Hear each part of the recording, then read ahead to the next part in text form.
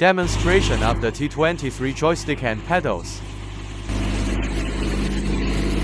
First, turn on the locking switch on the right side of the rear of the right hand controller.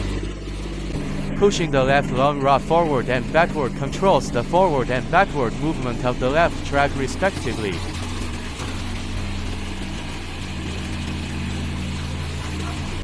Pushing the long lever on the right forward and backward controls the forward and backward movement of the right track respectively.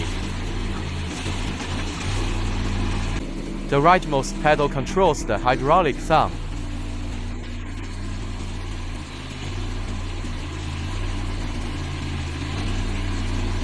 The pedal on the far left controls the bulldozer blade, step left to lift it and step right to lower it.